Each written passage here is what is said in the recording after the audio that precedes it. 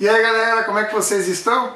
Espero que todos estejam bem, todos estejam gozando de plena saúde, como eu sempre falo aqui, né? Sempre repito essa mesma frase, mas é um desejo que eu tenho no meu coração, que todos estejam saudáveis nesse momento de pandemia, né? Que ninguém esteja contagiado com esse vírus, mas estejam gozando de muito boa saúde. Lendo a Bíblia, que é mais importante, para que a gente possa enfrentar as calamidades, os desafios, as notícias às vezes tão desagradáveis que vêm. A gente não gostaria que elas viessem, mas às vezes ela vem. Mas nós temos que enfrentá-las e a palavra de Deus é um consolo, é força, é direção para que a gente possa tomar as atitudes corretas em meio a tanta calamidade. Bom, nós vamos começar aqui o livro de Ezequiel. Lembrando que isso aqui é só uma devocional, não é uma aula, não vou esgotar nenhuma verdade, não quero expor aqui todas as revelações do livro de Ezequiel, não, pelo contrário. Quero compartilhar com vocês aquilo que eu pesquisei, que eu achei legal e que eu quero colocar para vocês, para que a sua devocional seja ainda mais enriquecida, para que você tenha mais ânimo ainda para ler a palavra de Deus. O livro de Ezequiel, cara, é uma loucura, velho. Misericórdia, ele apresenta visões, ele apresenta um monte de imagens, mensagens que às vezes até parece estranha, que parece muito distante da nossa realidade de hoje, né? E não é uma leitura fácil não, Ezequiel é uma leitura bastante difícil, mas a mensagem do livro, ela continua extremamente relevante para os nossos dias, né? E se eu for comentar aqui todo o resumo que eu fiz aqui do livro de Ezequiel, nós vamos ficar aqui uns 30 minutos nessa devocional. Então vamos ver o seguinte, vamos direto para o livro já direto, e conforme a gente vai vendo os versículos aqui eu vou comentando com você. Então a gente começa aqui já no capítulo 1, que é o chamado e a comissão de Ezequiel. E é muito louco isso aqui, velho, é muito louco, porque olha só, ele foi levado em 597 para a Babilônia, logo no exílio que teve ali. Ele foi levado já, 597 ele foi levado. E em 593, no 30º ano de aniversário dele, ele começou a ter as visões. Por que no 30º ano? Porque ele era um sacerdote, e o sacerdote começava a ministrar no templo de Jerusalém somente aos 30 anos de idade. Então, na cultura do povo daquela época, quando o povo estava distante da sua terra e distante do seu templo, era como se Deus tivesse abandonado eles. Então não era difícil que os exilados ali de Judá, eles dentro desse contexto que eles estavam vivendo, numa terra estranha, longe da sua terra e longe do seu templo, eles achassem que Deus não estava mais interessado neles. Por isso que o chamado de Ezequiel, lá no exílio, ele foi levado exilado, e lá no exílio foi importante, extremamente importante, para mostrar que Deus não havia esquecido do povo. E o Ezequiel, ele iria então representar um futuro para aquele povo, uma mensagem de restauração para aquele povo, né? E em geral, aqui é um negócio muito legal, que em geral os babilônicos, quando eles exilavam um povo, eles reassentavam esse povo, eles reassentavam os povos de acordo com as suas etnias, tá? Diferente dos assírios. Os assírios, quando deportaram os israelitas, misturaram tudo, viraram uma bagunça, uma salada de fruta, dispersou para tudo que é lado. E isso mais tarde vai ser relevante, por quê? Porque os habitantes de Judá, quando vem Ciro, Deus traz eles de volta, porque eles mantiveram uma unidade, entendeu? Por isso que Deus permitiu que os babilônicos fizessem o reassentamento deles. Então esse remanescente que foi exilado, uma pequena parcela deles que atendeu o chamado de Deus, voltou de novo para ajudar, o que não foi possível acontecer com os israelitas, porque o assentamento deles foi totalmente diferente. E aí lá no verso 4, do verso 4 até o verso 28, você vai ver que Jeremias vai usar muitas expressões semelhante, parecido, como se fosse, e isso mostra a dificuldade que o Ezequiel ele teve para poder descrever a imagem que ele via. Cara, é a mesma coisa que você ter um sonho no céu. Como é que você vai traduzir aquilo que você está vendo em palavras? Então é difícil, por isso que ele fala muito semelhante, parecido, como se fosse. E aqui no verso 4 especificamente, aí não tem dificuldade nenhuma, porque diz assim, ó, viu uma grande tempestade. Então essa tempestade ela é uma descrição teofânica da presença de Deus. E aí ele fala que na tempestade ele viu uma nuvem com fogo que vem do norte. Então, o norte era normalmente de onde vinham os inimigos de Judá, por causa do terreno acidentado, das muralhas, então eles vinham sempre do norte. E essa nuvem de fogo aqui representa o Senhor, representa Deus como um guerreiro valente que vem não para resgatar, mas vem para aplicar o juízo e para julgar o povo. Então é uma visão aqui de calamidade, é uma visão terrível, para dizer bem a verdade. E aí nós vamos ver aqui que depois, logo do verso 5 até o verso 9, e aí no verso 10 também, no centro da nuvem há 4 seres viventes. E esses 4 seres viventes, eles sintetizam a ordem criada. E cada uma daqueles rostos, daquelas faces, tem uma representação. Por exemplo, o rosto do leão é o mais formidável de todos os animais selvagens. O rosto do touro representa o mais formidável dos animais domésticos. O rosto da águia representa o mais formidável das aves. E o rosto do homem, ele representa o ápice da criação de Deus. Então é isso que tem essa representação. E esses seres temíveis, que eram semelhantes à brasa, como diz aqui do verso 11 ao 14, semelhante à brasa ardente, tinham asas e pernas que lhe permitiam mover como relâmpagos em qualquer direção. Isso significa que era impossível escapar deles. Ou seja, aquele juízo estava chegando e não tinha como escapar. Para que lado que você fosse, ele vai para o outro, está na frente, está para trás. Então, eles se moviam e não precisavam se virar, porque eles tinham 4 faces, entendeu? Então, cara, é muito assustador esse bagulho aqui, velho. É muito assustador, sabe por quê? Porque lá no capítulo 10 eu estava lendo, eles são identificados como querubins, que são agentes do juízo de Deus para esse momento aqui. Cara, é muito louco isso aqui, velho. E depois ainda Ezequiel vê 4 rodas. E essas rodas, na verdade, elas faziam parte de um carro de guerra divino.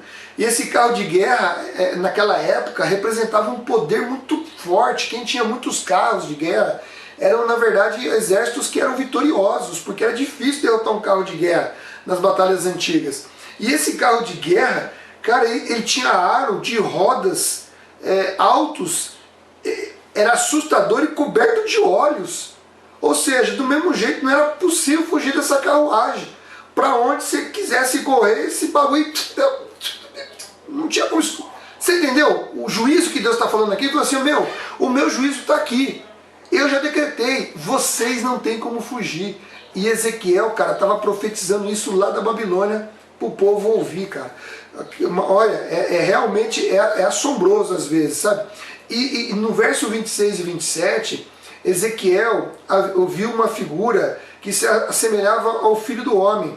E Ezequiel ficou tão impressionado que ele fala semelhante. Ele ficou tão impressionado então com a magnificência dessa visão, que ele não conseguia descrever direito. Ele não conseguiu relatar corretamente o que ele estava vendo. Porque essa forma humana, ela revelou uma glória radiante, porque ele diz assim, ó, que da cintura para cima era a aparência de âmbar, e da cintura para baixo parecia uma chama ardente. Então era uma glória tão radiante, que você pode comparar essa glória àquela uma que foi no tabernáculo e no templo. Você entendeu? Então, cara, é visível aqui a presença divina, né? E essa visão, ela prenuncia a vinda de Deus na forma de homem, né? Por isso que Jesus se autodenominou como Filho do Homem também, né? O arco-íris aqui, eu chamo a atenção do arco-íris aqui porque, sabe, tem muitos caras por aí que estão usando o arco-íris como um símbolo LGBTista, e não tem nada a ver, tá? Não tem nada a ver.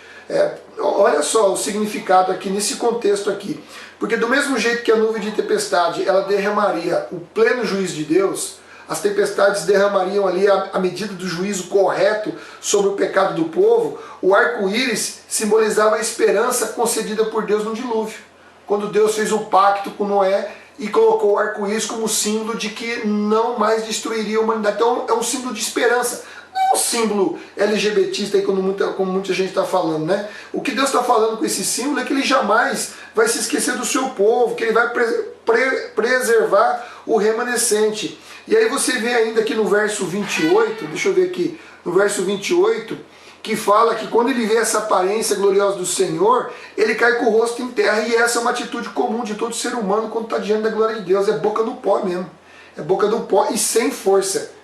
E aí você vai ver que no capítulo 2, quem levanta ele é o Espírito do Senhor, porque ele estava como se fosse morto. E a única pessoa que pode nos levantar e nos comissionar para fazer aquilo que Deus quer é o próprio Espírito de Deus. Se não for ele, queridão, é a boca do pó para sempre mesmo. Não tem conversa, não tem conversa. E aqui, quando ele olha, quando ele fala filho do homem, aliás, no verso anterior, verso 26 e 27, ele fala uma imagem semelhante à de um homem, né? Então ali era a pré-vinda de Cristo, como homem. Aí sim, agora o filho do homem. O filho do homem aqui, ele significa, na verdade, no hebraico antigo, filho de Adão, né? Então aqui o Ezequiel, como filho de Adão, ele representava uma nova comunidade, capacitada por Deus, levantada por Deus, preparada por Deus, sobre o Espírito de Deus. Então ele só levantou, ele só estava de pé, porque o Espírito do Senhor estava sobre ele e ia capacitar ele para que ele pudesse obedecer radicalmente aquilo que Deus estava mandando ele fazer. Então o Ezequiel aqui era um sinal de esperança para os exilados. E Jesus, ele é o supremo filho do homem. Ele é o supremo filho do homem. Por quê? Porque ele pega essa característica do filho do homem, né? Essa característica e une com um aspecto celestial que é sublime.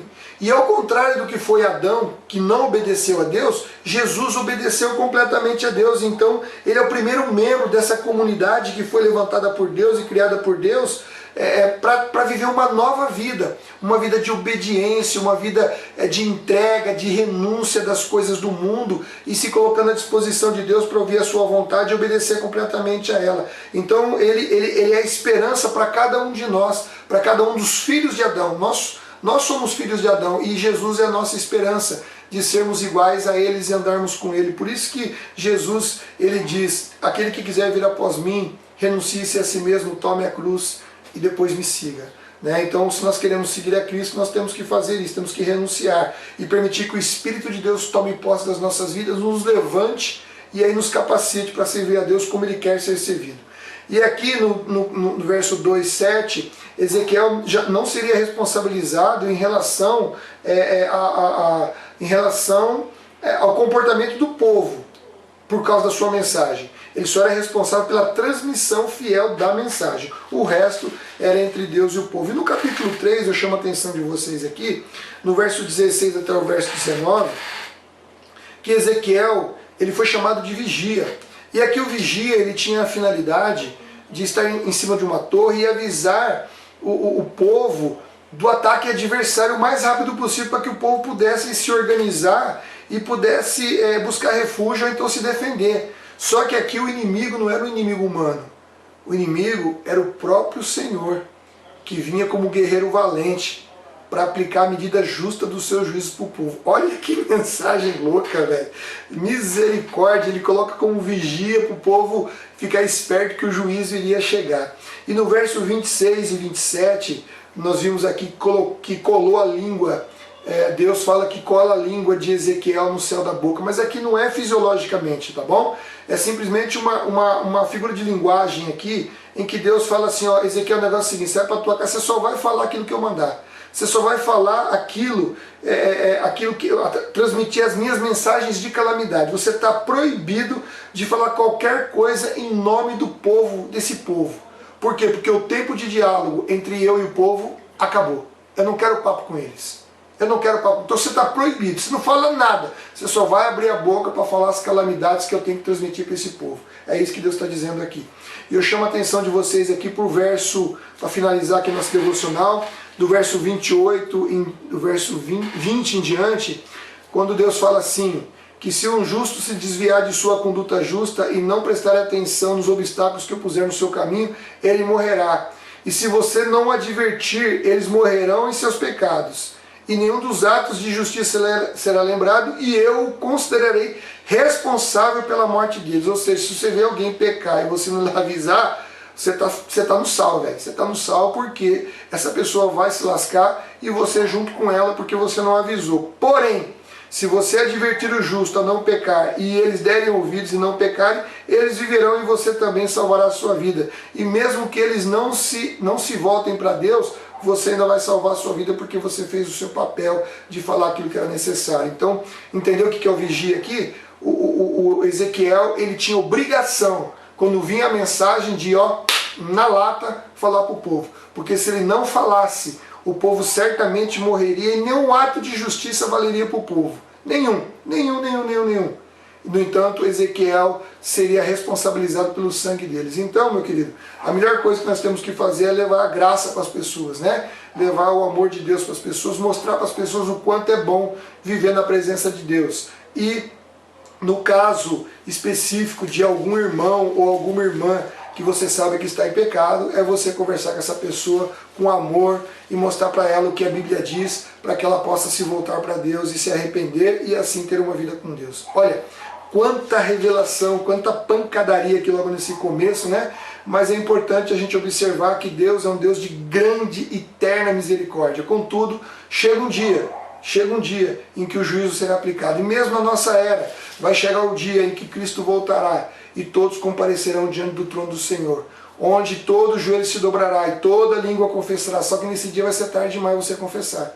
A melhor coisa é nós olharmos essa palavra, retermos o seu conteúdo e já nos prostrarmos hoje diante do Senhor, reconhecendo a sua soberania, o seu poder e a sua autoridade, nos rendendo a Ele, para que a nossa vida seja a vida dEle. Amém? Quem se prostra hoje será glorificado amanhã na presença de Cristo. Quem deixar para se prostrar depois, aí já é tarde demais, aí vai ser o que aconteceu aqui. Aí vem o valente guerreiro para aplicar a medida justa do juízo, e aí, meu filho, não tem escapatória, é inferno na certa. E eu não estou nem um pingo a fim de ir para o inferno, mas nem a pau, Juvenal.